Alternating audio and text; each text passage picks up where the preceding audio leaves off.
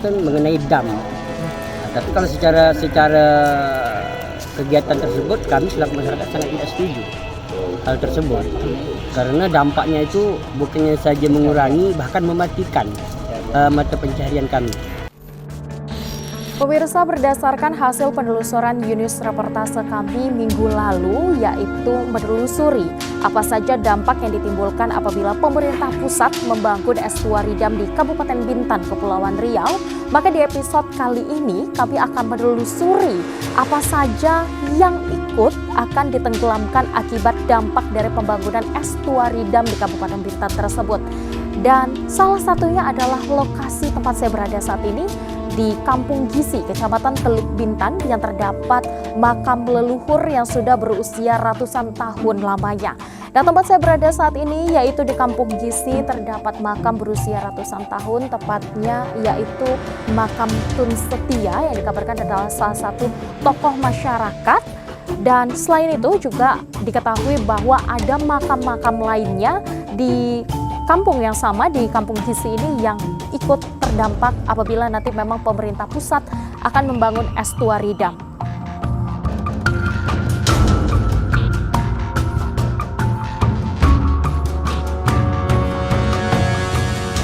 Di Kampung Gisi, Desa Tembeling, Kecamatan Teluk Bintan, masyarakatnya berprofesi sebagai nelayan. Sejak dulu, mereka mencari nafkah di pesisir hingga ke laut. Kemudian tempat itu juga ada makam yang menjadi salah satu lokasi bersejarah bagi warga di sana. Ketua RT 02 RW 03 Kampung Gisi, Kabupaten Bintan, Syahril, mengatakan warga sekitar tentunya akan menolak adanya rencana estuari dam yang akan dilakukan pemerintah. Penolakan itu dikarenakan adanya makam bersejarah yang berada di Kampung Gisi yang sudah ada sejak tahun 1500-an. Makam tersebut merupakan makam seorang pejuang yang diketahui memiliki nama Tun Setia. Selain makam Tun Setia, di Kecamatan Teluk Bintan juga memiliki beberapa makam lainnya yang akan berdampak jika estuari dam terjadi. Selain itu, mayoritas warga di sekitar merupakan seorang nelayan. Jika wacana itu dilakukan, maka hampir seluruh warga di Kampung Gisi akan kehilangan mata pencaharian mereka.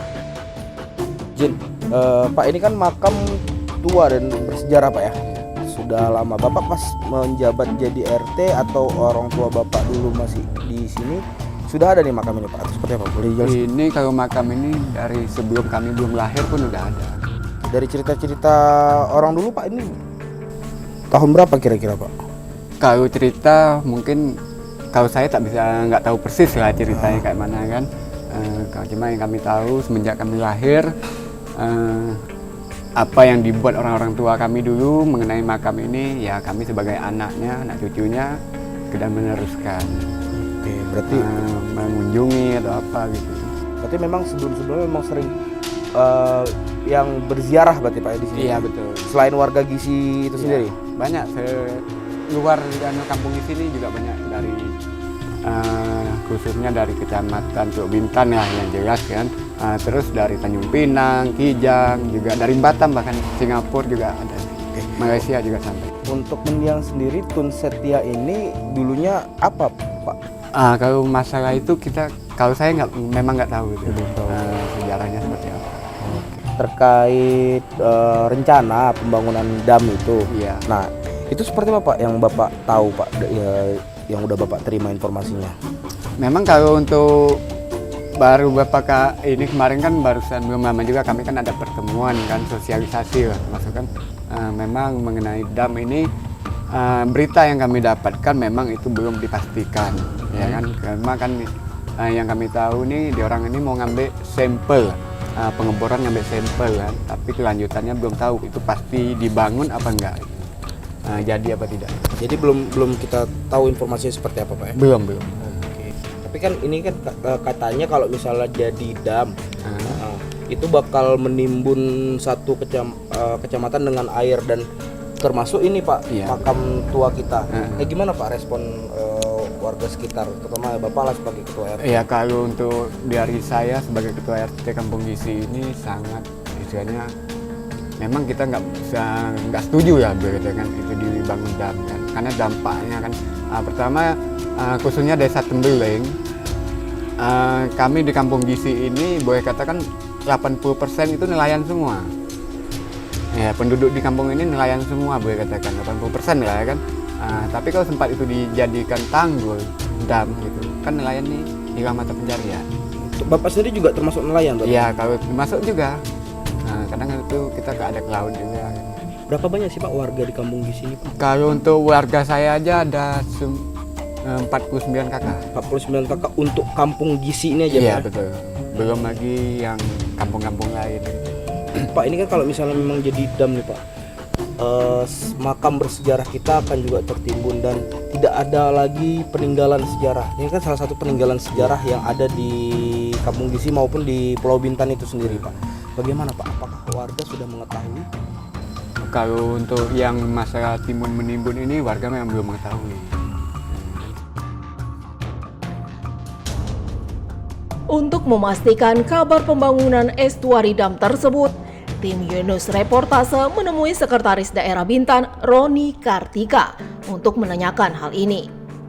Roni mengaku belum mengetahui kejelasan pasti rincian lahan dan kepastian kapan rencana tersebut akan dibangun untuk memenuhi kebutuhan air baku di Bintan. Meskipun begitu, pihaknya akan melakukan sosialisasi ke warga sekitar terkait dampak positif yang akan dirasakan oleh warga. Terkait estuari dam, sosialisasi kita seperti apa ke masyarakat, Pak? Sampai hari ini ya tentu kita ingin mendengar dulu penjelasan dari pihak ketiga, siapa yang mau melaksanakan kegiatan tersebut atas perintah proyek strategis nasional. Kita intinya sama-sama negara hukum, ada aturan main, bagaimana mekanisme kenapa ini ditujukan alamat tempat kita dijadikan proyek strategis nasional, tentu ada analisis dan pertimbangan dan kajian. Dengan pertimbangan kajian tersebut, ya linearkah dengan tata ruang kita, cocokkah dengan kajian geografis, dengan pertumbuhan ekonomi, tentu ini harus didiskusikan bersama-sama. Tapi kan itu untuk kebutuhan air baku yang ada di Bintan kan Pak. Nah untuk sejauh ini perkiraan nggak Pak ada air baku kita di Bintan kekurangan atau seperti apa Pak? Ya makanya tadi kita mau dengar dulu paparan dari pihak ketiga, dari penyelenggara event kegiatan perusahaan ini, konsepnya seperti apa, maka kita menginisiasi untuk memulai pertemuan. Saya belum bisa terlalu jauh untuk mengomentarin karena memang sejujurnya kami belum dapat data paripurna untuk konsep rencana. Teman-teman dari perusahaan kemarin sudah langsung turun ke lapangan, mungkin sudah komunikasi ke dinas teknis, namun untuk dikembangkan kepentingan di tingkat atas, kami sudah menyediakan waktu. Tadi informasi terbaru kita sudah jadwalkan besok mereka ada jadwalkan Pak Menteri, mereka akan jadwalkan di tanggal 12 informasinya.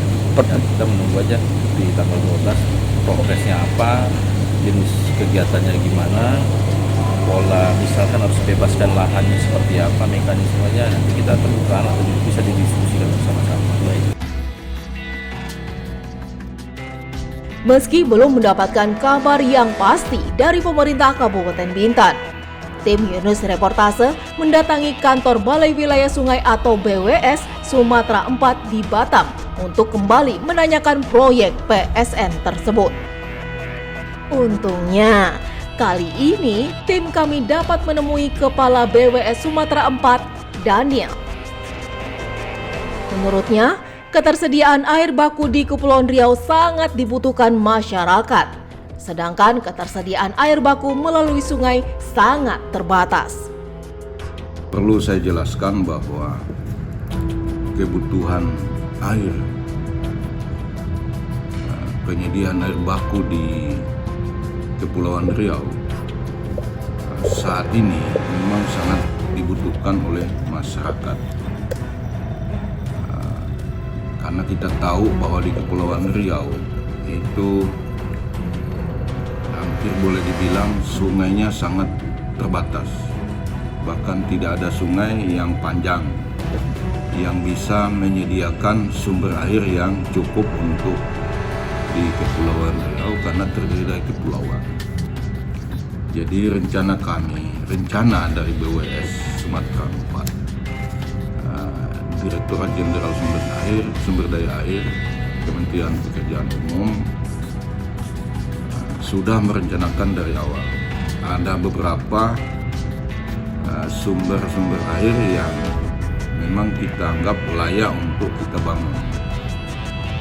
Kita sudah merencanakan beberapa bendungan, sebagian kita sudah bangun, namun saat ini memang sudah mengalami defisit. Artinya kalau kita gabung satu Kepri, kita sudah mengalami di atas 2.000 liter per detik kekurangannya. Sehingga solusi lain yang kita rencanakan sudah ada, namun karena terkendala dengan pembiayaan, sehingga ada solusi lain yang diberikan oleh pemerintah pusat. Ada salah satu lokasi yang terletak di Pulau Bintan, itu di kawasan Teluk Bintan. Memang cukup besar di sana.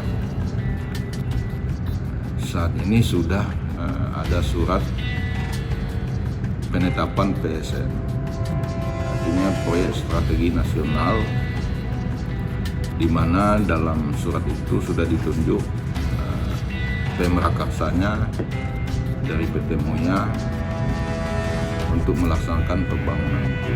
Jadi mulai dari perencanaan, pembebasan lahan, kemudian pembangunan fisiknya, kemudian distribusi airnya, itu akan dikerjakan oleh pihak swasta. Nah, kami di Balai Wilayah Sungai tugas kami adalah memantau, mengawasi dan mengerahkan terutama alokasi air. Nah, untuk Teluk Bintan itu sendiri akan menghasilkan kurang lebih 10 meter kubik per detik, dan rencananya akan dialokasikan sebagian di Pulau Bintan dan sebagian di Pulau Batam. Nanti pipanya akan mengikuti jalur jembatan yang juga sudah direncanakan dari Batam ke Bintan. Itu dari sisi KPBU. Kemudian kami juga ada perencanaan, udah lengkap, tinggal karena ini perencanaannya sudah di tahun sudah perlu kami update lagi. Di tahun 2025 kami diberikan anggaran untuk mengupdate lagi dokumen larap AMDAL untuk Bendungan Busung, karena Bendungan Busung ini juga ada di kawasan Teluk Bintan di Kabupaten Bintan, dan juga cukup besar karena akan menghasilkan 4 meter kubik air bakunya atau 4.000 liter per detik. Itu juga direncanakan akan dikerjakan oleh kami di Balai, melalui pendanaannya belum kita pastikan, tetapi untuk update nanti desain perencanaannya kembali di tahun 2025 akan dikerjakan dengan dana APBN atau rupiah murni. Jadi mungkin tahun depan kita update dulu termasuk dokumen larap dan dana, sehingga bisa nanti kita apakah nanti kita ngusulin pembangunannya lewat PSN atau memang, tapi itu kalau proyek besar biasanya pakai dengan PSN. Nah, kalau 2 bendungan itu kita bisa jadi bangun, 2 pulau ini, Batam dan Bintan, bisa terpenuhi. Bisa mungkin lebih dari 100 tahun ke depan kita aman dari sisi penyediaan bahan baku. Karena kalau menghasilkan ini bisa menghasilkan 14 meter kubik atau 140.000 liter per detik, terutama untuk mendukung nanti kawasan-kawasan pembangunan industri yang saat ini sudah banyak yang berproses di Batam. Ada Eco City, kemudian ada grupnya Wiraraja, itu udah mereka pada membutuhkan air. Nah, untuk saat ini memang kita ada ready air baku di Bendungan Saigong, tapi Saigong itu sendiri tidak cukup.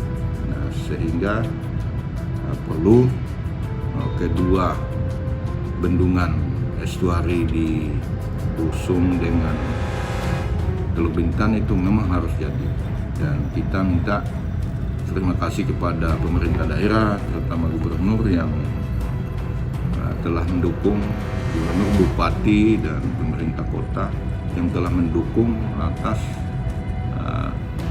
bisa didorong Teluk Bintan ini menjadi TSN, dan alhamdulillah suratnya sudah turun. Nah, tinggal kita satu yang kita siapin lagi adalah Bendungan Busung. Bendungan Busung kami secara detail di Balai Wilayah Sungai Sumatera 4 Batam memang kami sudah komplit. Cuman kami perlu update dulu sehingga pada saat nanti tahun depan kita akan usulin untuk jadi TSN. Tentu dengan dukungan gubernur yang menjadi dasar untuk kita bangun. Selain pembangunan estuari dam di Teluk Bintan, Daniel menyebut pembangunan estuari dam juga akan dilakukan di Desa Busung dengan kapasitas air mencapai 4.000 liter per detik. Namun, untuk sumber pendanaan masih belum direncanakan. Untuk luas rencana estuari dam Busung yakni seluas 4.700 hektar. Sedangkan estuari dam Teluk Bintan mencapai 5.600 hektar. Dengan luasan dam Busung tersebut nantinya dapat menampung 116 juta debit air. Dan untuk Teluk Bintan dengan kapasitas tampungan air mencapai 256 juta meter kubik. Sedangkan untuk anggaran Teluk Bintan akan mencapai 10 miliar rupiah. Sedangkan dam Busung rencana awal yakni sebesar 2 triliun rupiah. Mungkin satu yang saya tambahkan bahwa Bendungan Busung ini luasnya kurang lebih 4.700 hektar. Itu luas genangannya kurang lebih. Membutuhkan luas itu. Kemudian untuk kawasan Teluk Bintan itu membutuhkan kurang lebih 5.600 hektar. Kalau Busung tadi 4.600 dengan 4.700 dengan kapasitas tampungan 116 juta. Untuk bendungan Teluk Bintan itu 5.600 dengan kapasitas tampungan kurang lebih 256 juta meter kubik. Cukup besar itu. Dengan anggarannya Pak, dari kedua bendungan ini bisa dijelaskan? Kalau anggaran untuk Teluk Bintan karena itu KPBU ya mungkin di atas 10 triliun karena dia membangun bendungan langsung dengan spannya, jadi udah siap langsung didistribusi ke masing-masing yang membutuhkan. Nah, kalau untuk Bendungan Busung karena memang kita desainnya dari hasil desainnya mungkin ya, kalau yang dulu kita membutuhkan kurang lebih 2 triliun itu dengan kapasitas bendung sebesar itu sebetulnya murah. Nah, mungkin karena kita harus update nanti tahun 2025 ini mungkin bisa naik terutama di bagian-bagian lahan.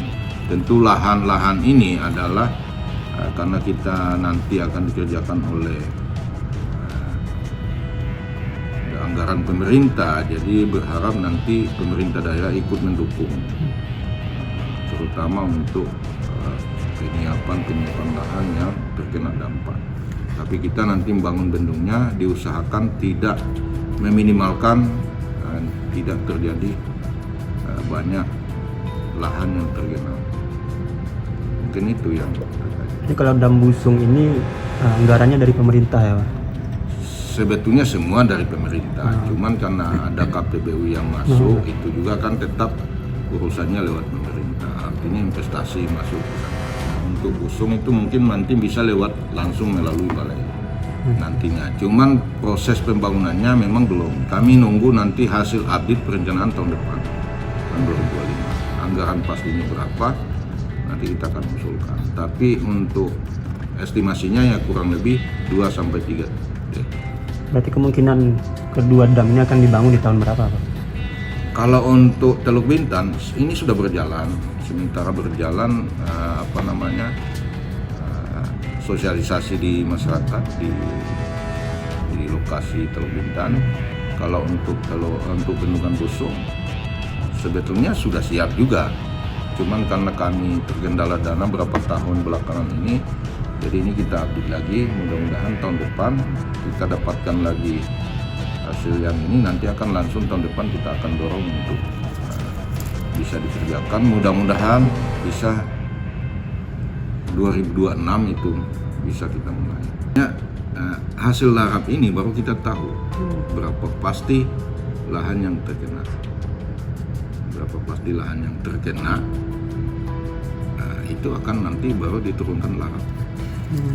Appraisernya yang menilai. Jadi dari larap itu baru kita tahu. Kalau yang kemarin estimasinya kurang lebih 300 yang busung ya, 300-an M. Tapi karena ini ada beberapa tahun ini kan mungkin ada kenaikan apa di sana, ya mungkin bisa naik. Tapi saat ini kita masih menunggu ya Pak, berapa jumlah? Sudah ada jumlahnya. Berapa Pak desanya? Saya kalau desanya saya masih tidak terlalu hafal berapa, tapi itu tadi sudah ada datanya yang terkena. Tapi memang karena ada beberapa tahun lalu sebelum saya masuk ke sini, kita harus update dulu. Nah, kalau untuk luas pastinya kita nunggu data. Tahun depan itu dipastiin datanya luas. Walaupun ada yang lama, cuman kan kita perlu update. Nanti berapa desa yang kena sudah ada datanya. Nanti tahun depan kan kita akan PKM lagi, komunikasi publik lagi. Nanti kita sampaikan berapa luasnya. Setelah itu dokumen larapnya keluar, baru kita turunkan ke pembebasan tanah. Apakah tanah dibebasin oleh provinsi, apakah bisa dari pusat, itu nanti kita lihat, tergantung pemerintah daerah nanti bagaimana. Baik.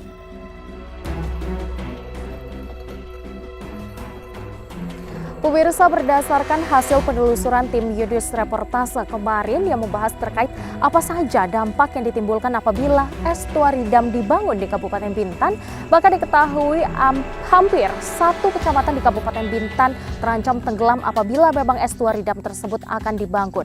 Dan selain akan memaksa warga terdampak untuk pindah meninggalkan rumah yang sudah mereka huni selama puluhan tahun, maka hal lain yang akan ikut hilang yaitu peninggalan sejarah.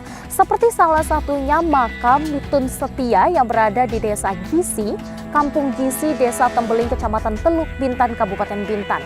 Nah, di Desa Gisi sendiri diketahui bahwa ada 3 tempat peninggalan sejarah atau makam leluhur. Dan juga selain itu maka ada 49 kakak yang terancam harus pindah dari tempat yang mereka tinggali. Dan selain itu juga pemirsa, tadi saat saya berbincang dengan Ketua RT, maka diketahui banyak atau memang warga di sini itu didominasi oleh nelayan. Pekerjaannya adalah nelayan. Maka artinya apabila memang estuari dam tersebut dibangun, akan ada banyak warga yang terdampak akan ikut kehilangan pekerjaan mereka. Semoga pemerintah dapat mempertimbangkan pembangunan ini dan juga mendengarkan suara masyarakat dan mencari solusi terbaik. Terima kasih telah menyaksikan News Reportase kali ini. Tetap saksikan News Reportase selanjutnya.